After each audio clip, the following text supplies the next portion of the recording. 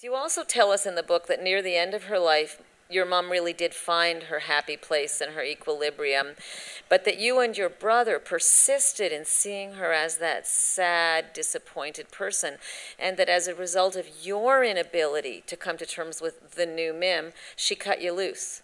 Yeah. How loose, and what was that? Pretty loose. I mean, it's interesting to me that there are 3 times in my mother's life where she was happy, and all 3 of them are when she was independent. And I think that she and my father had a good marriage. I think they really loved each other. But she was happy when she had her bookstore. She was happy in the years she lived alone in New York. And after my father died and she stopped mourning him, she lived alone, and she finally just said, you know, I'm going to stop letting my mother tell me what to do. She's been dead for 25 years. I'm not going to be a good girl anymore.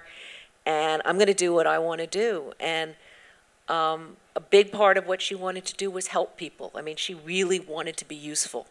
And so she found people to help. It started with a friend who was a widow who was sick and needed care. And Mom just said, why don't you move in with me and I'll take care of you. And Aggie lived with her for 6 or 8 months.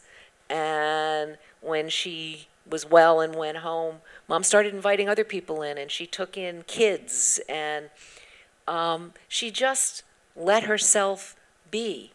And it's really interesting because I've been hearing from some of the people, you know, who she befriended, who have been telling me great stories about what she did for them, and, you know, what a free spirit she was. And Bob and I just couldn't, you know, we had too much baggage with her. It had been, and we both had our own lives. I, at this point, was living in L.A., and Bob was living in Israel, and she just, you know, drifted into her own life and sort of let us go. How far?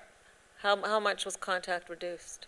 Oh, I still had a lot of contact with her, but I mean, she called me every couple of days, but we didn't see each other much. She didn't come to L.A., and I avoided going to New York, and it was such a relief that she was happy. It was such a relief that she wasn't needy.